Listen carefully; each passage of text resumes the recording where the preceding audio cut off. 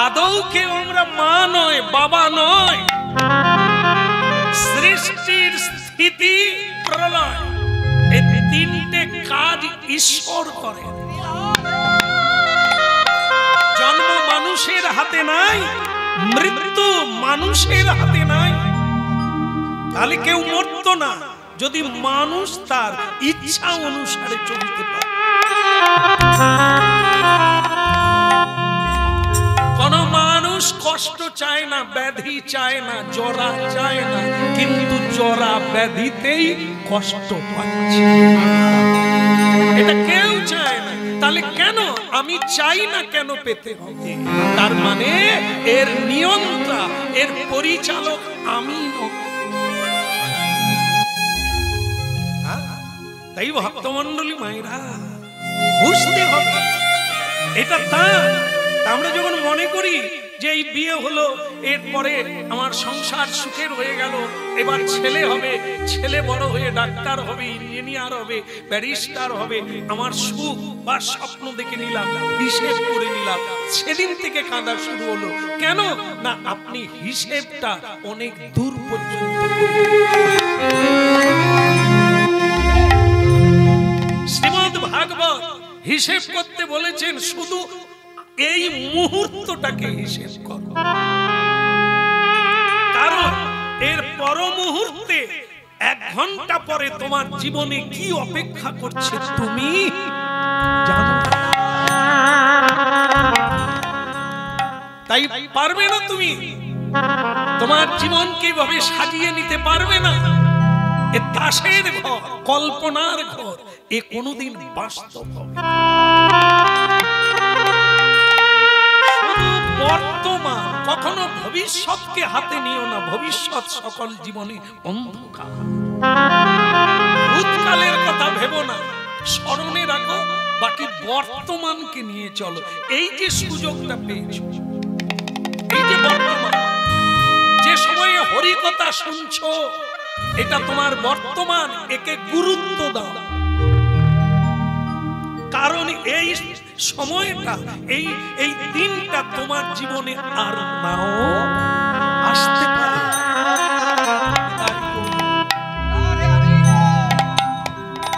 আজকের দিনটাই হয়তো শেষ বারের মতো কৃষ্ণ কথা শোনা।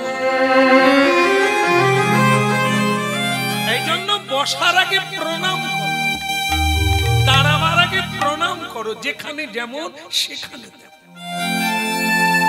জানি না, এই কালচার তো নেই বাপ ঠাকুর দাদারা, আমাদের বংশে নাই, রক্তেও নাই, মর্যাদাতেও নাই, স্মৃতিতেও নাই, শিক্ষাতেও নাই।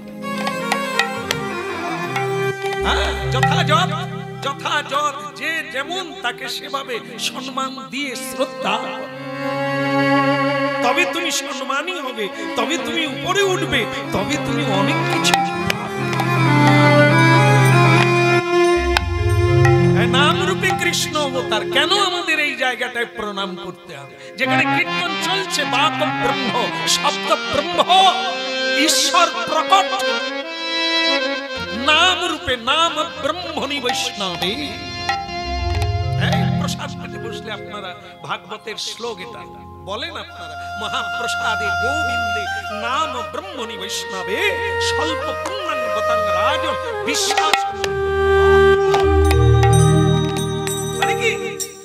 অল্প ভাগ্যবান, অল্প পুণ্যবান ব্যক্তি হরি নামে বিশ্বাস করে।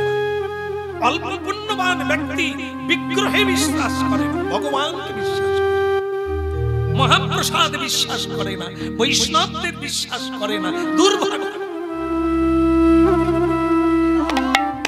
স্বল্প পুণ্যাং বতাং রাজন বিশ্বাস নই বুঝায়। অল্প পুঁজি থাকলে এই ধন প্রাপ্তি হওয়া যায়। এই জায়গায় প্রণাম করতে হবে। ভগবান প্রকট জ্ঞান আছে। এখানে অনেক ভজনীয় বৈষ্ণবগণ আছে, যারা নিত্য ভজন করে, বাড়িতে মানে সংসার, কৃষ্ণের সংসারে প্রসাদ ভোজন করে, তারা এখানে আছেন, বসে আছেন। আর আপনি সেই আসনে পা দিয়ে দিলে কোথায় পা দিলেন খেয়াল হচ্ছে? বুঝতে পেরেছেন? ওই আসনে পা দেওয়া মানে বৈষ্ণবের অঙ্গে পা লেগে গেল। তাই আসনকে মর্যাদা দিতে হবে। এই আসনই আপনাদের স্মৃতি শ্রদ্ধাবান লভতে গেল। হ্যাঁ, ভগবানকে বাপের বাপ, পাহাড় পর্বত নদী নালা সমুদ্র প্রণাম করছে, ভোলানাথ প্রণাম করছে, দেব দেবী প্রণাম করছে। তুমি প্রণাম করবে না? তুমি কি মানুষ না পশু বিষ? অজানাটা কোনো ক্ষতি নয়, জানার পরে তো করতে হবে, জানতে হবে। সাধুগুরু বৈষ্ণব যেখানে ভাগবত কথা, চৈতন্য চরিতামৃত, কৃষ্ণ কথা বলবে, 5 মিনিট দাঁড়াও, লাভ তোমার হবে, ক্ষতি তোমার হবে। এ সংসারে জেনে অনেক ভেবে করলে অনেক লাভ আছে, কিন্তু হরিনাম যেমন তেমন অবস্থায় শোনো আর বলো, ইতে লাভ। ও নাম বলো গো বদনে, শুনো গো শ্রবণে, সুধা মাখা হরিনাম। বলো গো বদনে, শুনো গো শ্রবণে, সুধা মাখা হরিনাম। বলো গো বদনে, শুনো গো শ্রবণে, সুধা মাখা হরিনাম।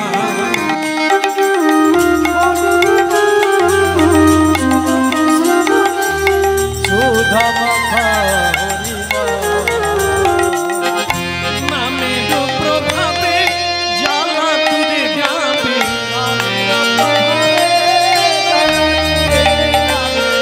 নামের প্রভাবে ত্রিতাবে জ্বালা দূরে যাবে।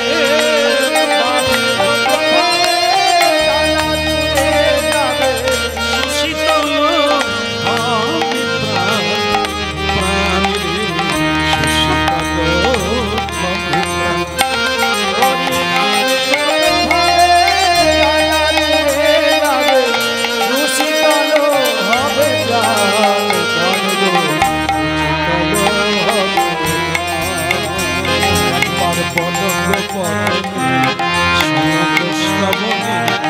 সুধা মাখা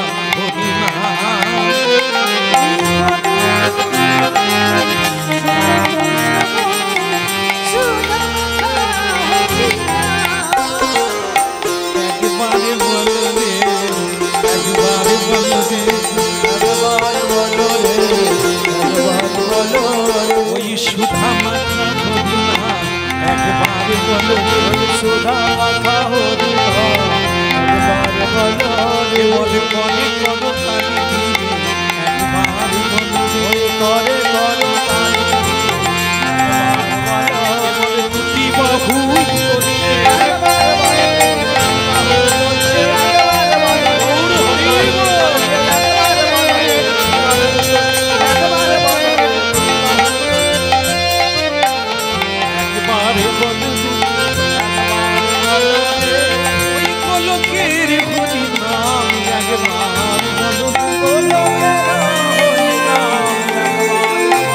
আমার নিতাই এনেছে তাই একবার, আমার নিতাই এনেছে তাই একবার, এই তাপনা শোনো হরিনাম একবার, ওই তাপনা শোনো হরিনাম। গৌর হরি হরি বলে একবার বলো রে, গৌর হরি হরি বলে, গৌর হরি হরি বলে একবার বলো রে, গৌর হরি হরি বলে একবার বলো রে। বলো গৌরাঙ্গ মহাপ্রভু কি।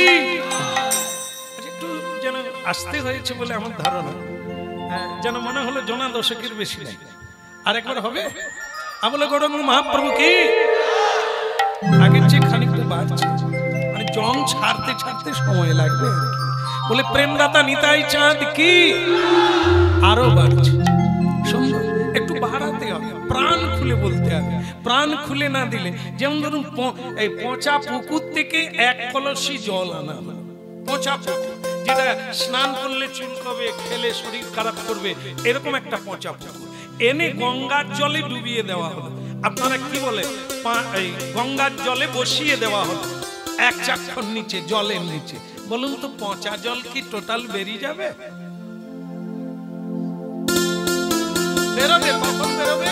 এই ঢেউ লেগে লেগে পচা জল বেরোবে আর গঙ্গা জল ঢুকবে। আসলে আমাদের কোনটা আছে বলেন তো, গঙ্গা জল আছে না পচা জল? তাহলে দু চারটা ঢেউ দিতে, ঢেউ দিলে বেরোবে, আর যদি না বেরোয় কি করতে হবে? উপড়ে দিতে হবে। উপড়ে দেওয়া মানে প্রণাম করা, পঞ্চাঙ্গে সাষ্টাঙ্গে পুরো উপড়ে দাও যত ময়লা জল।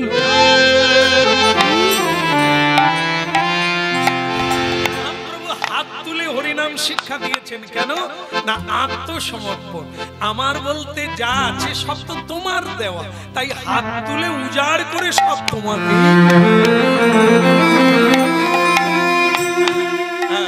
তাহলে কি হলো? বলো বৃন্দাবন বিহারী লাল কি।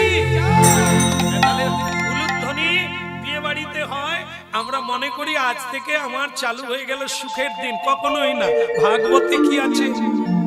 দেবকী মায়ের কি সুখের দিন হয়েছিল? বিয়ে করে যাচ্ছে, সমস্যা মিটে গেছে। কথা বলতে হবে ছোট করে। বলো রাধা মাধব কি। তাহলে কি হলো? উলুধ্বনি আর শঙ্খধ্বনি হতে হতে যাচ্ছে। কংস ভাই ভাই নাকি বোনকে দিয়ে আসে, কত আনন্দ কত প্রেম। কংস নিজেই যাচ্ছে।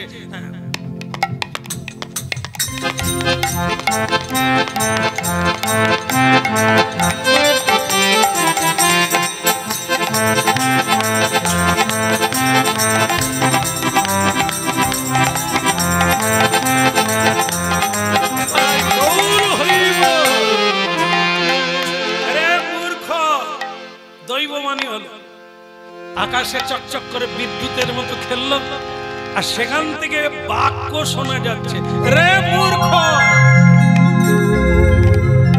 কংসের মতো মানুষ কাউকে ভয় করে না, সে খানিকটা ডরবে। কে? রে মূর্খ। কাকে মূর্খ? নিশ্চয়ই আমাকে না, বলার সাহস পাবে না, কিন্তু কংসকেই বলছে, রে মূর্খ, তুমি যাকে নিয়ে যাচ্ছ ওই দেবকীর অষ্টম গর্ভের সন্তান, তোমার মৃত্যুর কারণ। মায়েরা বুঝলেন? এতক্ষণ এই তত্ত্বগুলো বুঝিয়ে আমাদের মনকে শান্ত করলাম, যে আমরা মনে করি এই শঙ্খধ্বনি, উলুধ্বনি, ব্যাকপাই বাজনা, হ্যাঁ, আর রজনীগন্ধার মালা, এ যেন মৌ মৌ করে, জীবনকে যেন আমোদে ভরিয়ে তোলে, যেন মনে হয় আজ থেকেই সুখ, আর কোনো দুঃখ না। কিন্তু না, এটা ভাববেন না। দেবকী মাও ভাবতে পারছিল না। সে জানছিল আমার দাদার মতো লোক কংস আমাকে দিতে যাচ্ছে। দাদা, এমন দাদা যার সহায় আছে, তার ভয় কাকে? সেই দাদাই তার জীবনে, সেই আনন্দই তার জীবনে কাল নেবে। ওই বলা মাত্র, এই ভগ্নী যাকে তুমি আনন্দ করে নিয়ে যাচ্ছ, ওর অষ্টম গর্ভের সন্তান, তোমার মৃত্যুর কারণ। এবার ভাবুন, কে কাকে ভালোবাসে? সংসারে আমরা মনে করি উনি আমাকে প্রাণ দিয়ে ভালোবাসে। কখনোই না। আপনি এখনো জানেননি, পজিশনে পড়েননি, পরীক্ষা নিতে জানেননি যে আপনাকে প্রাণ দিয়ে ভালোবাসে। সে স্ত্রী হোক আর স্বামী হোক, পুত্র হোক আর পিতা হোক, বন্ধু হোক। আমরা কিছু বুঝি ভালোবাসা কাকে বলে? তাহলে আমাদের এই দুর্দশা হতো না। ভালোবাসা তো মহাপ্রভু দিতে এসেছে। প্রেম প্রদায়তে, প্রেমেরই অপর নাম ভালোবাসা। সে প্রেম তো নাই, জগৎ শূন্য, সংসার শূন্য, হৃদয় শূন্য। মহাপ্রভু হরিনাম দিয়ে তার সঙ্গে প্রেম যুক্ত।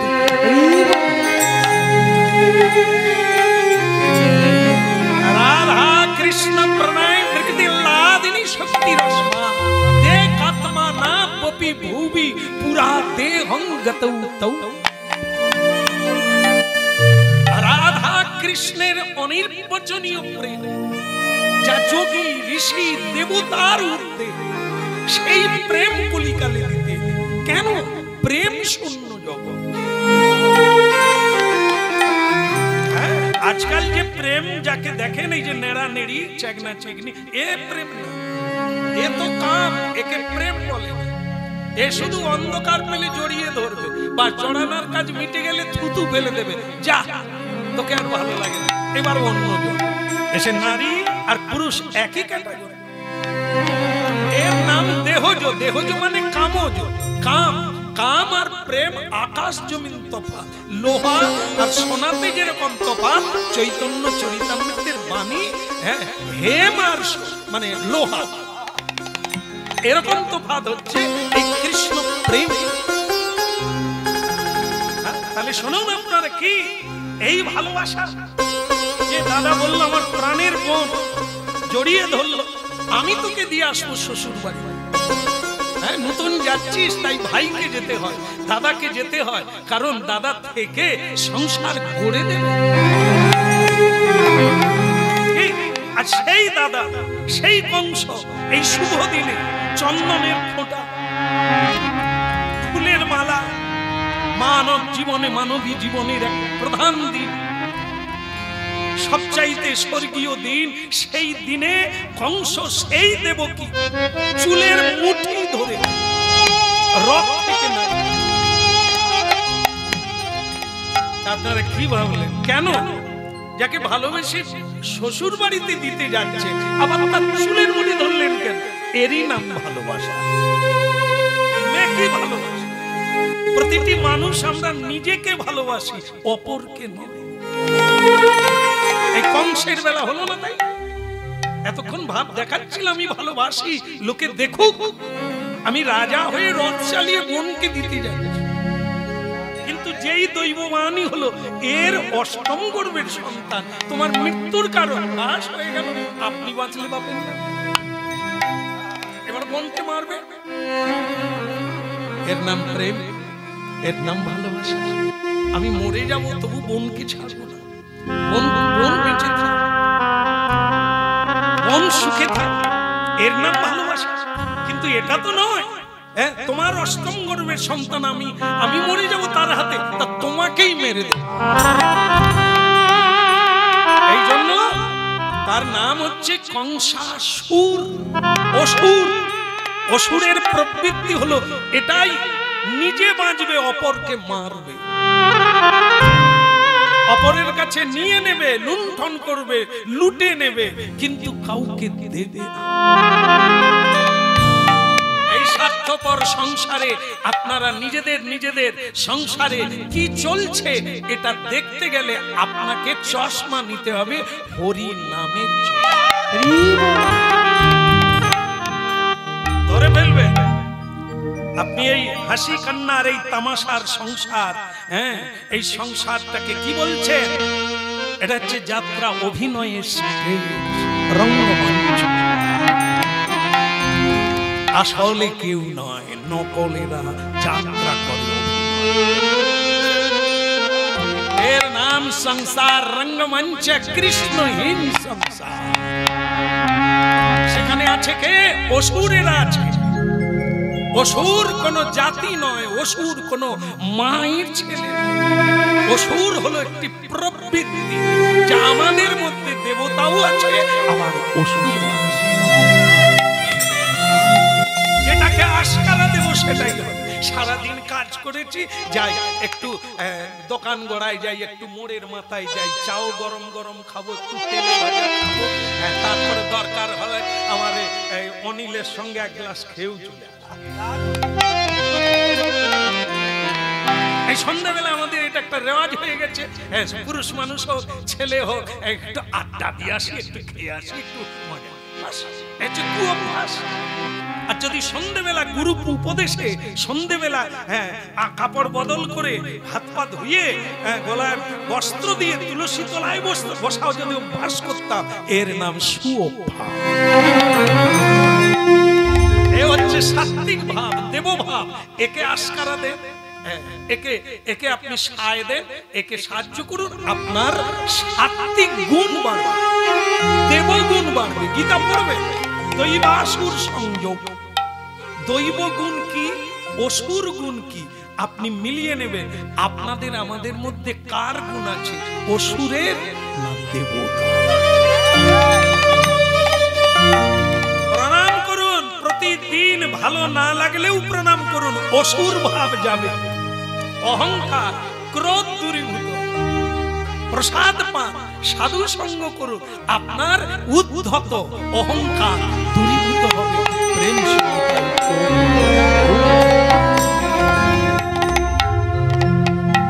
এই জন্য কংসাসুর নিজের বাবাকে যিনি জেলখানায় ভরে দিয়েছে,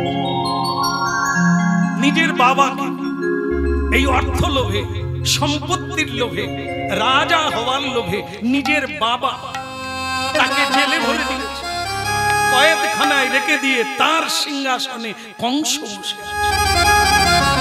তাই এটা আমরা যখন হরিনাম শুনবো তখন মিলিয়ে নেব আমাদের জগৎটাকে, আমাদের সংসারটা।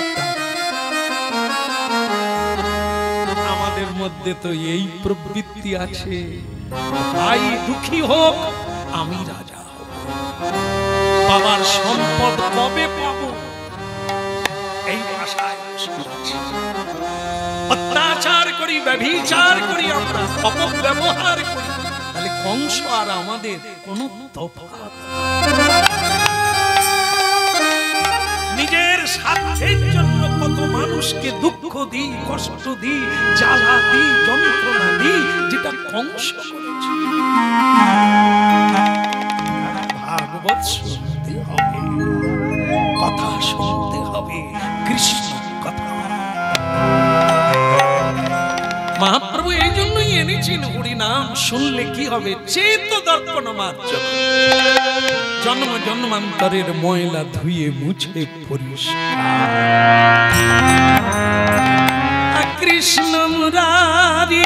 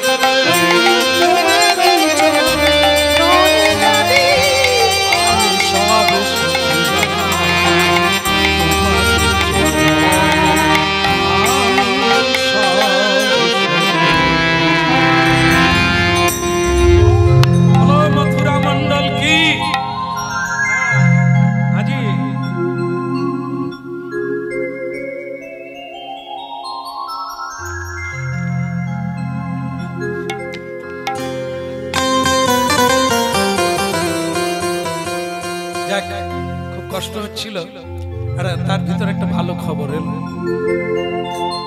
সবার জন্য প্রসাদের ব্যবস্থা রয়েছে। তো সুতরাং প্রসাদ না পেয়ে কেউ চলে যাবেন না, একবার হরিদ্বার। এই আজকে যখন আসছিলাম একজন পুরনো লোকের সঙ্গে দেখা, সে বলে যাই বলো তাই বলে আমিও কিছুদিন হরিনামটাম গাইছিলাম, পরে ছেড়ে দিলাম। কেন ছাড়লে কেন ভাই? বলে বেকার বেকার বেকার, ভগবান কোথায় তাও এখনো ঠিকানা জানি না, আর চিৎকার করে করে গলা ব্যথা হয়ে গেলে কি পেলাম সব ছেড়ে দিয়েছি। হ্যাঁ আমি বাপ তুই আবার একবার ধর না, আমার সঙ্গে চল, তুই যেটা খেটেও খেতে পাস না, আমরা সেটা দেখ হরিনাম গাইব, নিমন্ত্রণ এসে যাচ্ছে প্রসাদ পাওয়ার। এই খাওয়ার জন্য মানুষকে দাঁড়ে দাঁড়িয়ে ভিক্ষা চাইতে হচ্ছে, দাঁড়ে দাঁড়িয়ে মানুষ ভিক্ষা চাইছে কিন্তু খাওয়ার জন্য। আর কিছুই করতে হলো না, একটু প্রণাম করে হরিনাম শুন, আবার খোঁজ রাখুন আগামীকাল সকালে কোথায় হবে, সন্ধ্যায় কোথায় হবে, সারা জীবন কেটে যাবে হরিনাম করে খেয়ে শেষ করতে। কারণ হরিনাম শুধু আপনি করলে আপনার নয়, জগতের কল্যাণ, জগতের মঙ্গল। এই জন্য হরিনামকারীর দায়িত্ব ভগবান নেন। অনন্যাশ্চিন্ত অন্তমাং যেজনা পর্যু পাশ, তিনি মাথায় করে বহন করে নিয়ে যাবে তোমার কাছে। অভাব কি হবে? এই তো নিমন্ত্রণ, হ্যাঁ এইটার জন্যই এত করা, এর জন্যই এত চিন্তা করা, খাবো হরিনাম গাইলে খেতে পাবো, এই তো নিমন্ত্রণ হয়ে গেল। আবার হরিনাম করুন, আপনার নিমন্ত্রণ এসে যাবে, আপনি নিয়ে শেষ করতে বলেন তাহলে বন্ধ করে দিই, কোনো অসুবিধা নেই তো। মানে নিমন্ত্রণ হয়ে গেলে আমার ভেতরটাও কিরকম কিরকম করে, কখন খাবো কখন খাবো কখন বসবো। তো যাই হোক, আপনার যদি শোনেন তাহলে একটুক্ষণ দেখবো, হবে? বলো রাধা দামোদর কি, ওদিকের হলো কি না, না রান্নার কথা বলি, রান্নার দায়িত্বে যিনি আছেন তিনি আছেন, আমাদের ওদিকে যাওয়ার দরকার নেই। নিমন্ত্রণ হয়ে গেছে মানে বসবো, খাও, হ্যাঁ তেল কোথা থেকে আসবে, পোস্ত কোথা থেকে আসবে, ওর দায়িত্ব অন্য। আমাদের দায়িত্ব হরিনাম গাইবো, পাতা দেবে, প্রসাদ পাবো, যায়নি তাই বলে শুয়ে পড়বো।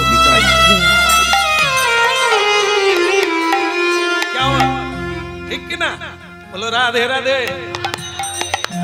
তবে এতটা আনন্দের যদি হতো, লোককে ডেকেও পাওয়া যায় না, ডেকেও পাওয়া যায় না হরিনামে। কেন? ব্যাপারটা কি শোনো, এ হরিনামে কত পরিশ্রম করতে হবে, জীবনে কত দিতে হবে, তবে পাবে। এই দেখুন আজকে কে স্বয়ং বসুদেব, ধার্মিক, প্রজ্ঞা, জ্ঞানী, ভগবত ভক্ত বসুদেব, তারই বিয়ে আছে। দেবকী, হ্যাঁ, তিনি তো একটি নারী, ভক্তিমতী, হ্যাঁ, তার তুলনা নেই, জগতের দেবতারাও তাকে প্রণাম করে। তিনি তার পাশে এক দুই, এই স্বামী স্ত্রী কেন বিয়ে করে কজন জেনেছি আমরা? বিয়ে মানে বউ ভোগ করা, বউ মানে স্বামী ভোগ করা, হ্যাঁ, স্বামী স্ত্রী মানে বাচ্চা হবে, বাচ্চা হবে মানে ऐसा হবে तैसा হবে, তারপরে কাঁদতে হবে। যেদিন বিবাহ হয় সেদিন থেকে ধর্ম চালু হয়, মানব ধর্ম, সংসার ধর্ম চালু হয়। ধর্মটাই বাদ দিয়ে বাকিটা সব হয়, অধর্মে চালু হয়ে যায়। এই জন্য শুনতে হবে, ভক্তমন্ডলী মায়েরা পাশে রয়েছেন কে? বসুদেব। এই যেমনই তেমন, উত্তমে উত্তম, অধমে অধম। আমার বউটার কথা বলবো না, লজ্জার কথা, দিন নেই রাত্রি নেই, দেখা হলেই ঝগড়া। এই জন্য ঘরে বেশিক্ষণ থাকি না, দোকানে ঘুগনি মুড়ি খেয়ে শুয়ে না। আপনারা যেটা ভাবছেন সেটা না, আমি আমার কথা বলি। কোন ভক্ত আমাদের বলে কি যে জ্বালায় পড়েছি, কেন? তুমি কি ভালো লোক? তাহলে বিধাতা বেরসিক হয়ে যাবে। তোমার সঙ্গে কাকে ফিট করলে ঠিক হবে ওটা বিধাতা দিয়েছে। ভাগ্যে ভার্যা, ভার্যা মানে পত্নী কেমন পাবে তোমার কর্মই ঠিক করে দেবে। পুণ্যে পুত্র, কিরকম পুণ্য করলে তবে পুত্র, বন্ধু, মিত্র পাবে, আর না হলে পুত্র রূপে শত্রু পাবে। আর দরজাল পাবে, পত্নী রূপে পেতনি পাবে। পেতনি, পেতনি ঘাড় গলা টিপে ঘাড় থেকে রক্ত চুষে নেবে, নীরবে মরে যাবে। এ সংসারে তাই কেউ পেতনি পায়, কেউ পত্নী পায়। তোমাকে তো ঠিক হতে হবে, কর্মটা ভালো করলে বিধাতা তোমার জন্য ব্যবস্থা রেখেছে। সেই মা পাবে, সেই সংসার পাবে।